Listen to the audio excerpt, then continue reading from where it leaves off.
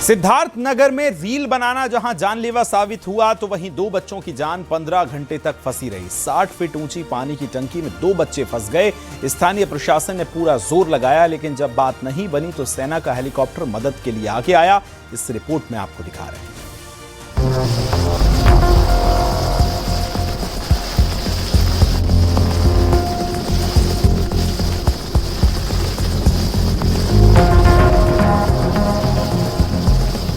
Reel का चक्कर, भारी मुसीबत।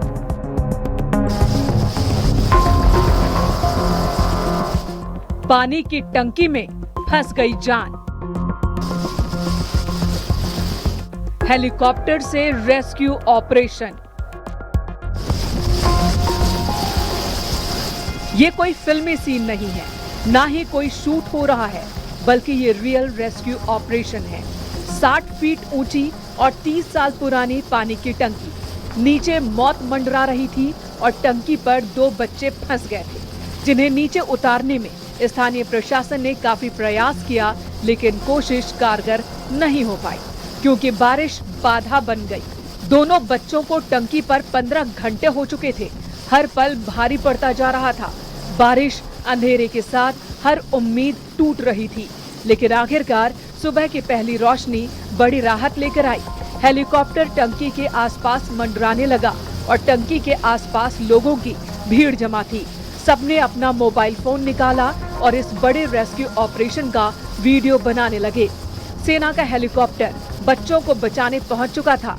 वो टंकी के बेहद पास स्थिर हो गया, जिसके बाद दोनों बच्चों की जान बचाई जा सकी। दरअसल सिद्धार्थ नगर के काशीराम आवासीय कॉलोनी की 30 साल पुरानी पानी की टंकी पर 5 बच्चे चढ़ गए थे। बताया जा रहा है कि रील बनाने के लिए सभी वहां पहुंचे थे, लेकिन इसी बीच अचानक एक सीढ़ी टूट गई। 3 बच्चे गिर गए। एक बच्चे की तो दर्दनाक मौत हो गई, वहीं 2 बच्चों को घायल हालत में अस्पताल ले जाया गया। अब 2 बच्चे टंकी पर फंसे हुए थे। टंकी तक पहुँचने का हर रास्ता बंद था। टंकी से उतरने का कोई जरिया नहीं था। स्थानीय प्रशासन ने क्रेन की मदद से दोनों को बचाने की कोशिश की, लेकिन क्रेन आगे नहीं बढ़ पाई। हालात की गंभीरता को देखते हुए डीएम ने सीधे सीएमओ से बात की। सरकार ने संज्ञान लिया और इसके बाद गोरखपुर से सेना के हेलीकॉप्टर के रवाना होने का आदेश मिला। जैसे ही हेलीकॉप्टर मौके पर पहुंचा, इसके बाद पक्का हो गया था कि अब बच्चों की जान बच जाएगी। इसमें हम धन्यवाद देते हैं माननीय मुख्यमंत्री जी कार्यालय से, जहां से कोऑर्डिनेशन करके आज गोरखपुर एयरफोर्स की टीम यहां पे सुबह उपलब्ध हुई और हम लोगों ने बच्चों को सक्सेसफुली रेस्क्यू किया है। अब उन लोगों का इलाज भी से कराया जाएगा। सर 16 घंटे लग गए, मतलब ऐसा कहा जा रहा है कि क्या ये डिसीजन अगर कुछ पहले हो जाता? नहीं, ये रोड बनाने हमारी पूरी गोरखपुर से फायर की टीम आई थी, जिसके पास सारे इक्विपमेंट्स थे, बट क्योंकि कल मौसम भी खराब था और जैसा आप देख रहे हैं मिट्टी बहुत दलदल है, तो उस वजह से वो गाड़ी नहीं अंदर आ पाई थी। करीब 15 मिनट तक रेस्क्यू ऑपरेशन चला। रेस्क्यू कर सेना के जवान दोनों बच्चों को गोरखपुर ले गए। सिद्धार्थ नगर से शरद चंद्र त्रिपाठी के साथ bureau report, news 18 UP Uttarakhand.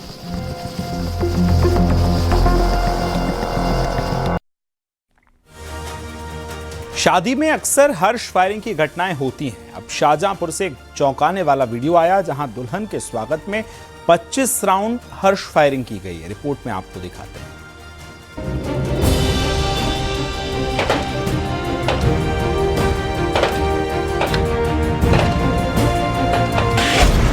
दुल्हन की एंट्री, गोलियां गूंजी।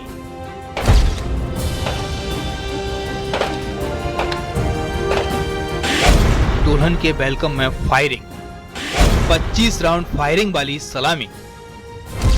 ये तस्वीरें शाहजहांपुर के खुदागंज इलाके की बताई जा रही हैं। दूल्हा दुल्हन को लेकर जैसे ही घर पहुंचा, स्वागत के नाम पर शुरू हो गई हर्ष फायरिंग। हर्ष फायरिंग जो यूपी में पूरी तरह प्रतिबंधित है और ये एक गैर जमानती अपराध की श्रेणी में आता है, लेकिन कानून को दरकिनार रखते हुए दुल्हन को 1-2 नहीं बल्कि 25 राउंड की सलामी दी गई, वो भी पूरे ग्रामीणों के बीच। दुल्हन के कार से उतरने से पहले 315 बोर की राइफलों से गोलियां दागी गईं। जरा सोचिए, अगर एक भी गोली गलत दिशा में घूम जाती तो फिर मुसीबत आना तय था। जहां शादी का जश्न गम में बदल सकता था। वीडियो सोशल मीडिया पर वायरल हो गया था। इसके बाद पुलिस ने मामले में संज्ञान लिया। वीडियो के आधार पर पुलिस दूल्हे के घर पहुंची। जांच पड़ताल शुरू की गई और उसके बाद 2 लोगों को गिरफ्तार कर लिया गया, जिसमें दूल्हे का पिता और एक रिश्तेदार बताया गया है। घटना 28 अप्रैल की बताई गई है। पुलिस ने 2 लाइसेंसी राइफल भी जब्त की हैं। शादियों में अक्सर हर्ष फायरिंग देखी जाती है, जो कभी कभी जानलेवा भी बनी है, लेकिन फिर भी लोग सबक नहीं ले रहे हैं। हर्ष फायरिंग एक लापरवाही है, जिससे कभी भी बड़ा हादसा हो सकता है। झूठी शान दिखाने की कोशिश में लोग बेपरवाह हो जाते हैं। वहीं पुलिस का साफ संदेश है, अगर कानून से खिलवाड़ हुआ तो एक्शन भी तगड़ा होगा। और शाहजहांपुर की इस घटना के बाद भी ठीक वैसा ही हुआ। शाहजहांपुर से रामविलास सक्सेना के साथ bureau report, news 18।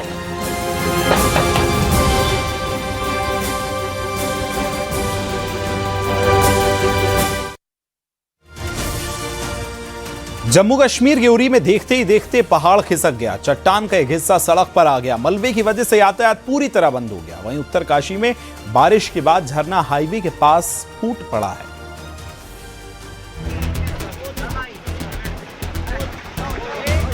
Jammu Kashmir के उरी का ये खौफनाक मंजर है, जहां देखते ही देखते पहाड़ में कंपन हुआ और देखते ही देखते चट्टान का बड़ा हिस्सा मलबे के ढेर में बदल गया। वीडियो में साफ देखा जा सकता है, पहले पहाड़ से छोटे छोटे पत्थरों का गिरना शुरू हुआ और उसके बाद तो वहां पर मौजूद लोगों की सांस एक बार तो अटक ही गई। कुछ लोग चीखते चिल्लाते भी सुनाई दिए। सामने का मंजर देखकर हर किसी का दिल बैठ गया। वो तो गनीमत रही कि कोई इसकी चपेट में नहीं आया। बोल्डरों के गिरने के बाद चट्टान का बड़ा हिस्सा खिसक कर सड़क पर आ गया। सड़क पर धूल फैलने लगी, जिससे सब कुछ धुंधला हो गया। इसके बाद भी छोटे छोटे पत्थर लगातार गिरते रहे। उरी बारामूला नेशनल हाईवे की ये तस्वीरें हैं।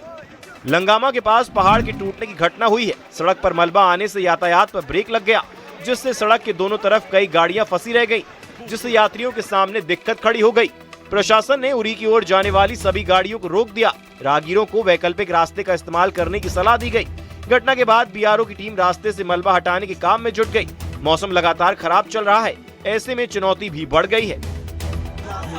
अब ये तस्वीर देखिए जो उत्तरकाशी से आई है। तेज बारिश के बाद उत्तरकाशी में मनेरी के पास गंगोत्री हाईवे के नजदीक अचानक पहाड़ी से झरना फूट पड़ा, जो अपने साथ भारी मात्रा में मिट्टी और पत्थर बहाकर सड़क तक ले आया।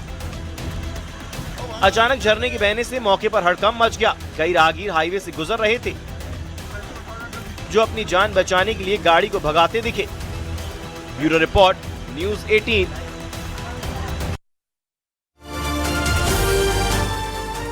अब राजधानी दिल्ली से एक बेहद ही दर्दनाक घटना सामने आई, जहां विवेक विहार इलाके में एक रिहायशी इमारत में आग ने तांडव मचा दिया।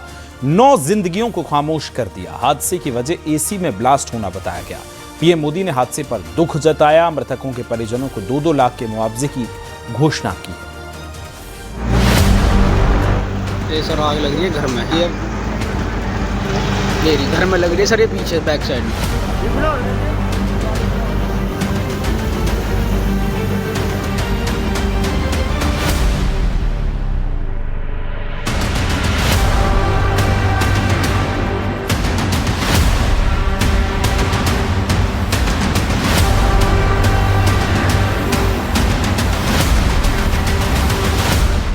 अग्निकांड से सहमी देश की राजधानी दिल्ली।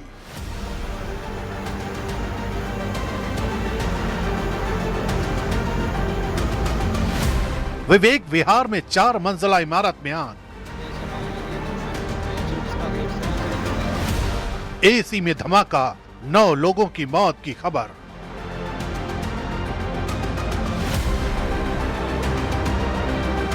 ये विवेक विहार इलाके की वही इमारत है जो कुछ ही घंटों में किसी कब्रगाह में तब्दील हो गई।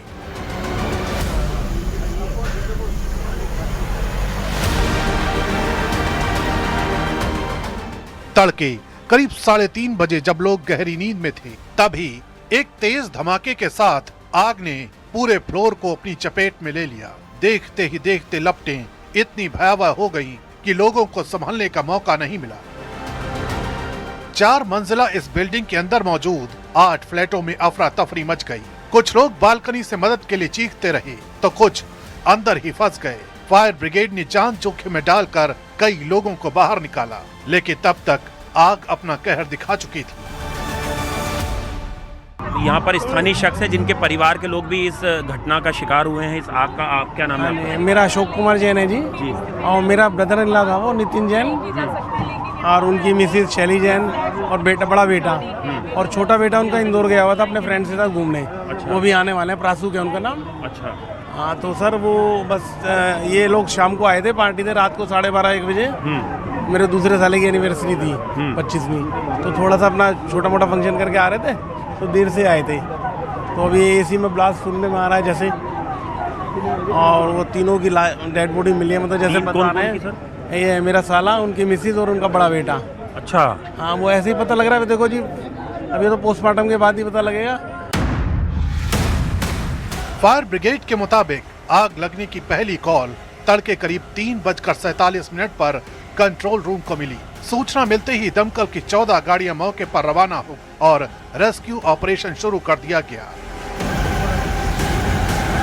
शुरुआती जांच में आग सेकेंड फ्लोर से फैलती हुई ऊपर के हिस्सों तक पहुंची, जिससे पूरी बिल्डिंग में धुआं भर गया। यही धुआं कई लोगों के लिए सबसे बड़ा खतरा बन गया। राहत टीमों ने बालकनी और सीढ़ियों के जरिए कई लोगों को बाहर निकाला, लेकिन कुछ लोग अंदर ही फंसे रह गए। करीब 3 घंटे की मशक्कत के बाद आग पर काबू पाया जा सका, लेकिन तब तक कई जिंदगियां इसकी चपेट में आ चुकी थी। जो फ्रंट साइड में थे उन लोगों को तो तकरीबन रेस्क्यू कर लिया गया, और 7-8 लोगों को मामूली जो इंजर्ड है उनको हॉस्पिटल शिफ्ट किया है, और अभी 3 से 4 डेड बॉडी जो इसमें रिकवर की गई है, और बाकी जो टॉप फ्लोर है उसमें तलाश कर रहे हैं। सर, ये डेड बॉडी यहीं से रिकवर हुई है, अस्पताल में डेथ हुई है उनकी, जो घायल जो उपचार के दौरान? ये तो अभी यहीं पे रिकवर हुई है। तो सर अभी कोई फंसा है अंदर सर? हाँ, अभी कोई नहीं फंसा, पूरी तरह काबू में है। बताया जा रहा है कि इस हादसे में सेकेंड फ्लोर पूरी तरह तबाह हो गया है और कई लोग गंभीर रूप से घायल हैं। कोई ब्लास्ट हुआ ही है, और मेन सेकंड फ्लोर पे हुआ है, उसके बाद ऊपर नीचे की आग पकड़ी गई है। जो फ्रंट के हैं ये टोटल लोग बच गए हैं, जो बैक साइड पे थे कोई भी बच नहीं पाया। टोटल कितने लोग थे सर? टोटल तो 9 बॉडी हमने कलेक्ट कर ली हैं, लेकिन वहाँ पर अधिकारी चेक कर रहे हैं, अभी भी कोई और तो नहीं रह गया। क्योंकि विवेक विहार का यह अग्निकांड सिर्फ एक हादसा नहीं, बल्कि सिस्टम पर सवाल खड़े करता है। क्या इस इमारत में फायर सेफ्टी के पर्याप्त इंतजाम थे?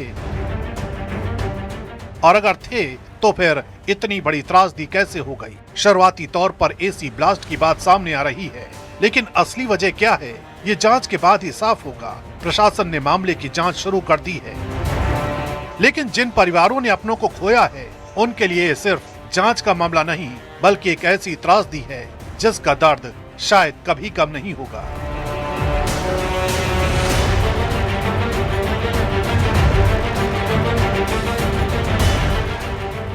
गर्मी बढ़ने के साथ ही घरों में एसी की डिमांड्स बढ़ जाती हैं, क्योंकि कूलर पंखे भीषण गर्मी के आगे हांफने लगते हैं। एसी में बार बार धमाका क्यों होता है और उसे कैसे हादसों से बचा जा सकता है, इस रिपोर्ट में आपको समझाते हैं।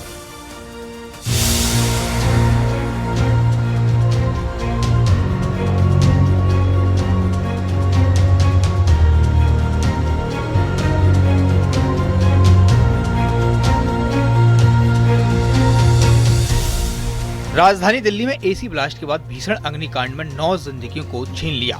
आगरा के थाना लोहा मंडी क्षेत्र में एसी के कंप्रेसर के पाइप के फटने से एक घर में आग लग गई। देखते ही देखते आग ने विकराल रूप धारण कर लिया। वो तो गनीमत रही, घर में मौजूद सभी लोगों को सुरक्षित बाहर निकाल लिया गया, लेकिन घर में रखा सामान जलकर खाक हो गया। सूचना मिलने पर पुलिस के साथ ही फायर ब्रिगेड की टीम मौके पर पहुंची और कड़ी मशक्कत के बाद आग पर काबू पाया गया। हाल ही में गाजियाबाद में भी ऐसी ही घटना सामने आई थी। एक सोसाइटी के टावर के 9वें फ्लोर पर आग लगी। देखते ही देखते 7 फ्लोर को अपनी चपेट में ले लिया। राहत की बात रही कि कोई जनहानि नहीं हुई। आखिर क्यों एसी में ब्लास्ट की घटनाएं होती हैं? अगर एसी लगातार चलता रहता है तो कंप्रेसर काफी गर्म हो जाता है। ओवरहीटिंग से हादसे का खतरा रहता है। पाइपलाइन में लीकेज होने पर एसी में इस्तेमाल होने वाली गैस बाहर आती है। थोड़ी सी चिंगारी से आग पकड़ लेती है। पुरानी वायरिंग, कमजोर सॉकेट और वोल्टेज में उतार चढ़ाव की वजह से कंप्रेसर के तारों में शॉर्ट सर्किट हो सकता है। लंबे समय तक सर्विसिंग न कराने से फिल्टर में धूल जम जाती है। गर्मी बढ़ने के साथ ही घरों में एसी का इस्तेमाल बढ़ जाता है। हादसे से बचने के लिए सतर्कता जरूरी है। एसी को लगातार 6 से 8 घंटे से ज्यादा नहीं चलाना चाहिए। एसी को 24 से 26 डिग्री के बीच रखने पर कंप्रेसर पर लोड कम पड़ता है। वोल्टेज में उतार चढ़ाव से बचने के लिए अच्छी क्वालिटी का स्टेबलाइजर इस्तेमाल करना चाहिए। इसके अलावा पुराने एसी के मेंटेनेंस पर भी ध्यान देना बहुत जरूरी है। Bureau report, news 18।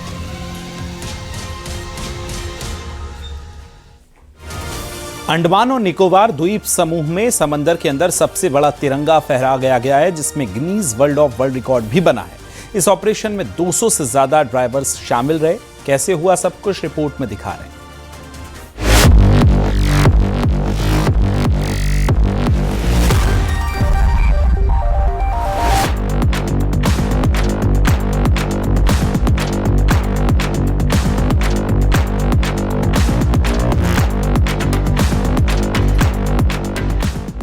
देश की आन बान और शान तिरंगे ने हवा से लेकर आसमान तक अपना परचम लहराया है।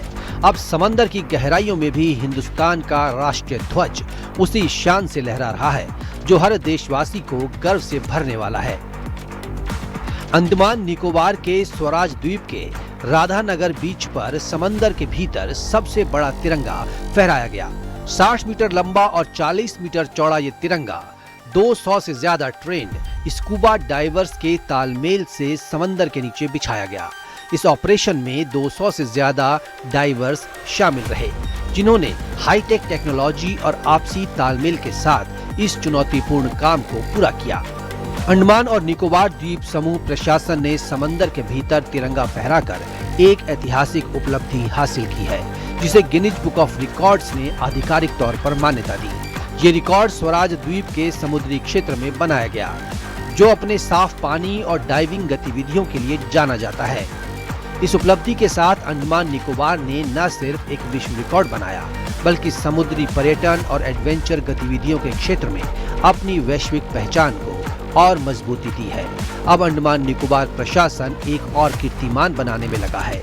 पानी के भीतर ह्यूमन स्टैक यानी पानी में मानव श्रृंखला बनाने की तैयारी है, जिससे ये आइलैंड अंतर्राष्ट्रीय स्तर पर और ज्यादा चर्चा में आ सकता है।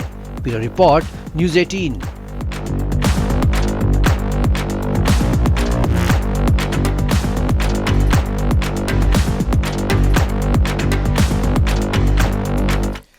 चलिए आगे बढ़ेंगे। हरदोई में छोटे भाई ने अपने बड़े भाई की डंडे से पीट कर हत्या कर दी। घटना कासिमपुर थाना क्षेत्र के बनियनखेड़ा गांव की है। दोनों भाइयों के बीच मामूली बात पर कहासुनी हुई। मामला इतना बड़ा हुआ कि सूरज ने अपने बड़े भाई ब्रजेश पर डंडे से ताबड़तोड़ हमला कर दिया। ब्रजेश की मौके पर ही मौत हो गई। परिजन की शिकायत के आधार पर पुलिस ने केस दर्ज कर आरोपी सूरज को गिरफ्तार कर लिया है। उम्र करीब 27 वर्ष, निवासी ग्राम बनियाखेड़ा, थाना कासिमपुर, जनपद हरदोई द्वारा अपने बड़े भाई ब्रजेश पुत्र हरिहर उम्र करीब 30 वर्ष को डंडे से वार कर घायल कर दिया गया है, जिससे उसकी मृत्यु हो गई है। उक्त सूचना पर उच्च अधिकारी एवं स्थानीय पुलिस द्वारा मौके पर पहुंचकर घटनास्थल का निरीक्षण किया गया है तथा प्राप्त तहरीर के आधार पर थाना कासिमपुर में सुसंगत धाराओं में अभियोग पंजीकृत किया गया है। शव को कब्जे में लेकर पोस्टमार्टम हेतु मोर्चरी भेजा गया है। स्थानीय पुलिस द्वारा अभियुक्त सूरज को पुलिस हिरासत में लेकर पूछताछ की जा रही है एवं अन्य वैधानिक कार्रवाई प्रचलित है। आगरा में फेमस टीचर और यूट्यूबर खान सर ने ताजमहल का दीदार किया। उनके पहुंचते ही परिसर में मौजूद पर्यटकों और छात्रों में जबरदस्त उत्साह देखने को मिला। इस दौरान सेल्फी लेने के लिए युवाओं में खास होड़ मच गई। खान सर करीब 2 घंटे तक ताजमहल परिसर में मौजूद रहे।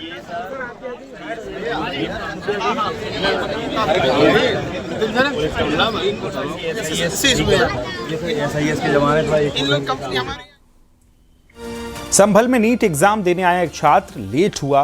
पुलिस ने एग्जाम सेंटर में एंट्री देने से रोक दिया। छात्र ने पुलिस से गुहार लगाई। पुलिस ने नियमों का हवाला दिया। बिना परीक्षा दिए छात्र को वापस लौटना पड़ा। चंदौसी के SM inter college exam centre का यह पूरा मामला बताया जा रहा है।